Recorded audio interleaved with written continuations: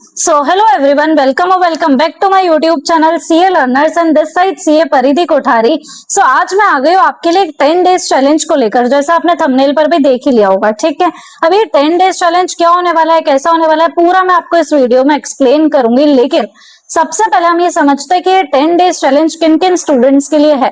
तो ये CA inter के स्टूडेंट्स के लिए जिनका अटेम्प्ट है सितंबर 26 में, और सीए फाइनल का स्टूडेंट्स के लिए भी है जिनका अटेम्प्ट है नवंबर 26 में। अगर आप दोनों स्टूडेंट्स फाइंड कर रहे थे अभी तक कोई ऐसा पाथवे जिससे आप अपनी प्रिपरेशन को एक किक स्टार्ट दे सको, लेकिन वो 5 to 7 डेज के चैलेंजेस जो कि ऑलरेडी मार्केट में अवेलेबल है, उससे आपको बहुत अनरियलिस्टिक वाली फीलिंग आ रही थी। उससे आपको लग रहा था कि यार मैं ये ज्वाइन कर लूंगा, लेकिन 5 डेज में कोई सब्जेक्ट कंप्लीट करना पॉसिबल नहीं होगा मेरे लिए।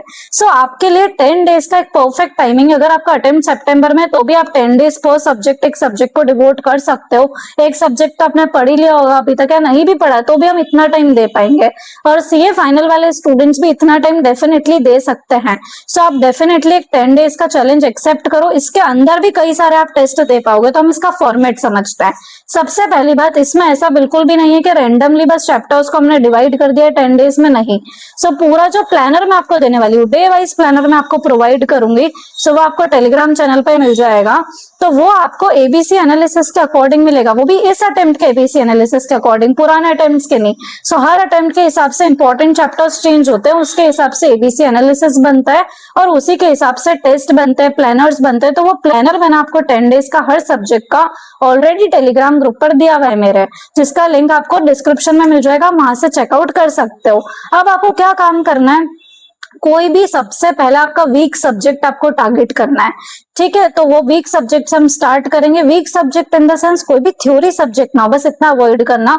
प्रैक्टिकल में कोई भी वीक सब्जेक्ट हो उससे आप स्टार्ट कर सकते हो, थ्योरी को आप सेकंड नंबर पे ले सकते हो। इसका भी रीजन ये है क्योंकि अगर आपने आइडियली थ्योरी पहले ले ली तो अभी आप उस जोन में नहीं हो पढ़ाई की, और थ्योरी बहुत एनर्जी कंज्यूम करती है अपनी, और पूरे पूरे दिन थ्योरी पढ़ना ईजी भी नहीं है। तो एक बार आपका वो पढ़ाई का फ्लो सेट हो जाए उसके बाद हम थ्योरी पिक कर लेंगे। ठीक है, एक बार आप जैसे ही थ्योरी चैप्टर को कंप्लीट करते हो, थ्योरी सब्जेक्ट को, उसके बाद आपको उसको ड्रॉप नहीं करना है। सो फिर 1-2 घंटा आपको आगे उसको रिवीजन में भी रखना पड़ेगा।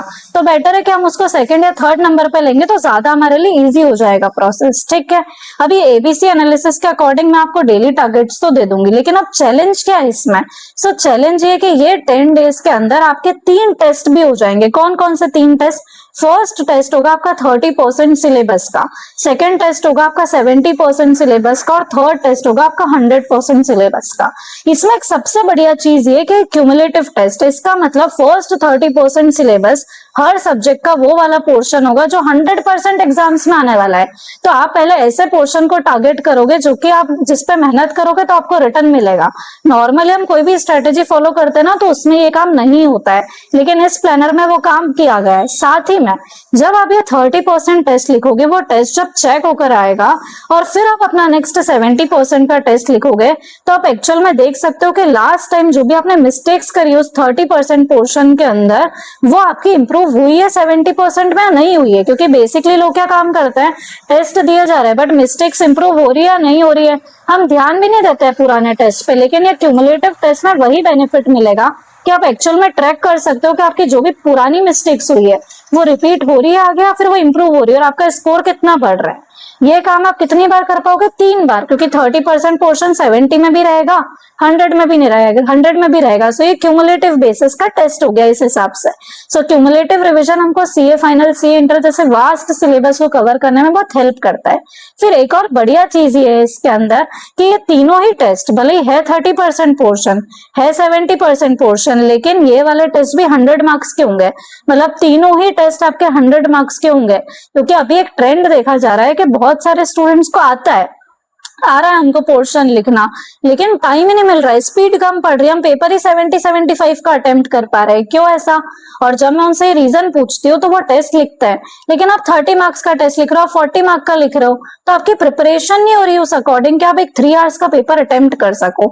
तो भले ही ये पोर्शन कम है, लेकिन इसमें आपको वेराइटी ऑफ क्वेश्चन ज्यादा मिलेंगे, और ये पैटर्न पूरा अगर आप फॉलो करते हो तो इसमें ऐसे क्वेश्चन रखे हुए हैं जैसे जो 30% पोर्शन में, वो ऑफकोर्स सेम क्वेश्चन 70 में नहीं रहेंगे, 100 में नहीं रहेंगे। तो आपको इतना वेराइटी ऑफ क्वेश्चन सॉल्व करने को मिलेगा। इंपॉर्टेंट चैप्टर्स के कितने क्वेश्चन आप देख लोगे, तो बहुत ज्यादा चांसेस है कि हर सब्जेक्ट में आपके कुछ क्वेश्चन एग्जाम में रिपीट भी हो सकते हैं। और लास्ट टाइम भी मैंने जो पेपर सेट करवाए थे उसमें ये क्वेश्चन रिपीट हुए थे। यस, 20-25 मार्क्स के क्वेश्चन सेम आए थे विद एग्जैक्ट डिजिट्स एग्जाम के अंदर। सो ये बेनिफिट भी आपको उसका मिल सकता है। सो ये सारे ही पेपर्स 100 मार्क्स के हैं विद एमसीक्यूज। तो आपको अगर स्पीड में प्रॉब्लम आ रही है ना, तो वो भी आपकी केटर हो जाएगी इधर।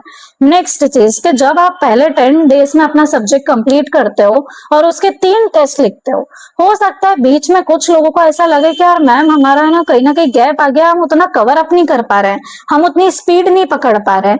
तो भी कोई दिक्कत नहीं, क्योंकि इसका वर्स्ट केस क्या होगा कि अगर आपने हो सकता है 10 डेज में पूरा पोर्शन कवर नहीं कर पाए, तो भी इट्स फाइन। अगर आपने 70% पोर्शन तक भी अपना पोर्शन कवर कर लिया है तो भी चलेगा, क्योंकि क्या होगा कि आपका जो मोस्ट इंपॉर्टेंट पोर्शन है वो तो कवर हो ही गया है। अब जो रिमेनिंग 30% आपका बच भी गया है पोर्शन, वो इतना काम का नहीं है। अगर आपने उसके रिवीजन वीडियोस भी देख लिया, फिर अगर आपने उसको सेकंड रिवीजन में भी कर लिया, तो भी आपका काम बन जाएगा। तो ये एक बहुत बढ़िया एडवांटेज मिल जाएगा कि अगर आपने 70% पोर्शन तक भी पेपर लिख लिया है और इतना भी कर लिया अगर वर्स्ट से वर्स्ट केस में, तो भी आप सेफर साइड पर ही हो, तो भी कोई प्रॉब्लम नहीं होने वाली है। अगेन एक और बेनिफिट इस चीज का ये रहेगा कि जब आप फर्स्ट रिवीजन अपना 10 डेज में कर रहे हो, तो अब आप सेकंड रिवीजन 5 डेज में इजीली कर पाओगे, और फिर 5 डेज के बाद आप 1.5 डे का रिवीजन कर लेना एक और। सो 3 रिवीजन में आपका एकदम सॉर्टेड हो जाएगी हर चीज, ठीक है। सो आपको बहुत ही अफोर्डेबल प्राइसेस में ये तीनों टेस्ट मिल जाएंगे। और अगर आप ये चैलेंज एक्सेप्ट करते हो तो आपको कमेंट्स में सिंपली लिखना है चैलेंज एक्सेप्टेड, और आपको वो टेलीग्राम चैनल पे प्लानर मिल जाएगा, वो फॉलो करना है, स्टार्ट करना है। अगर आप एक ग्रुप टारगेट कर रहे हो तो आप एक ग्रुप का क्यूमुलेटिव टेस्ट जो है, क्यूमुलेटिव टेस्ट इसका नाम है, 10 डेज चैलेंज क्यूमुलेटिव टेस्ट, वो आप उसके लिए एनरोल कर सकते हो। सो आपको एक प्लानर मिल जाएगा। ऑफकोर्स वो स्ट्रिक्टनेस जो रहती है, पेपर्स आप अपने हिसाब से स्केड्यूल कर सकते हो, लेकिन जब भी आपको 10 डेज चैलेंज को एक्सेप्ट कर रहे हो, सो आपके ऊपर फ्लेक्सिबिलिटी रहेगी उसकी कि आप अगर चाहो तो 10 डेज में कंप्लीट करो, किसी किसी का 15 डेज भी चल जाएगा। तो अगर आप वो फ्लेक्सिबिलिटी बहुत ज्यादा है आपके अंदर और आप इतनी स्ट्रिक्टनेस इंश्योर नहीं कर पा रहे हो, तो फिर आप डेफिनेटली मेंटोरशिप में भी कनेक्ट कर सकते हो। तो बिल्कुल स्ट्रिक्टनेस के साथ आपका ये 10 डेज चैलेंज हो, या कोई भी आपकी पढ़ाई चल रही है, आपको कोई भी इश्यू आ रहा है, तो मैं आपको स्ट्रिक्टली उसको फॉलो करवा दूंगी। और अगर आप इतने स्ट्रिक्ट हो कि नहीं हमको प्लानर मिल गया और हम खुद से पढ़ाई तो कर सकते हैं, तो फिर आप खुद से वो 10 डेज चैलेंज एक्सेप्ट कर लो। प्लानर आपको ऑलरेडी मिल गया है, टेस्ट आपके पास रहेंगे, तो हर चीज आपके पास अवेलेबल है, बस अब आपको फॉलो करना है, खुद से अकाउंटेबिलिटी रखनी है। और इसके अंदर जो भी आपको डाउट्स आता है मुझसे डेफिनेटली कमेंट्स में भी पूछ सकते हो। सो अगर आप इसके लिए रेडी हो और अगर आप अपनी प्रिपरेशन को अभी भी स्टार्ट कर रहे हो, तो आई बिलीव के बहुत सफिशिएंट टाइम है, आप आराम से प्रिपरेशन कर सकते हो। और आप एस्टिमेट करके देख लो कि अगर आपने 10 डेज पर सब्जेक्ट भी दे दिए तो भी इजीली आपका कोर्स कंप्लीट हो जाएगा, ठीक है। तो इसके बाद हम अगर आपको 7 डेज चैलेंज चाहिए, 5 डेज चैलेंज चाहिए, तो आप वो भी कमेंट्स में कर सकते हो। सो डेफिनेटली कमेंट क्या करना है, चैलेंज एक्सेप्टेड, और कल से ही इसको करना है, स्टार्ट करना है। सो जितनी जल्दी आप स्टार्ट करोगे उतना सही रहेगा। इसमें 2 सब्जेक्ट्स को मिक्स मर्ज भी आप कर सकते हो। सो मैं एक ऑडिट का डेली वाला प्लानर भी आपको प्रोवाइड कर दूंगी, और इंटर के केस में मैं लॉ का एक प्रोवाइड कर दूंगी प्लानर। तो अगर आप इसको ऐसे मर्ज करते हो कि मैं 2-3 घंटे ऑडिट चलाऊंगा साथ में और फिर मैं वो 10 डेज चैलेंज के लिए पढ़ूंगा, तो भी चलेगा। तो आप इसको थोड़ा सा अपने हिसाब से मिक्स मर्ज कर सकते हो। सीक्वेंस भी आप थोड़ी बहुत ऊपर नीचे कर सकते हो, लेकिन ये ध्यान रखना कि जो 30% वाला पोर्शन है उसी के अंदर ही आप सीक्वेंस चेंज करो। ऐसा नहीं हो कि पहले 70% वाला कर रहे हैं, वरना इसका पूरा मतलब खत्म हो जाएगा। और एक और चीज जो हमको इंश्योर करनी है, इसमें काफी लोग हैं जो ऐसा करते हैं कि मैम हम 30% वाला टेस्ट है ना बाद में लिख देंगे, 70% के साथ में लिख देंगे। आप लिख तो दोगे, उसमें कोई डाउट नहीं, लेकिन इस टेस्ट का जो पर्पस है कि सबसे पहले आप 30 वाला टेस्ट लिखो, वो चेक होकर आएगा, उसमें आप अपनी मिस्टेक्स देखो, उसको नोट डाउन करो, और फिर 70 और 30 के बीच में कुछ गैप रखो ताकि आप उसके लिए प्रिपरेशन कर सको, ताकि आप वो पेपर चेक होकर आएगा तो उसमें भी टाइम लगेगा ना, विद इन 72 आवर्स का टाइम लगता है पेपर चेक होने में। तो फिर आप वो चेक होकर आए, फिर मिस्टेक्स देखो, फिर उसको इम्प्रूव करो, फिर देखो कि 70 में 100 में आपकी वो मिस्टेक्स कहीं रिपीट तो नहीं हो रही है।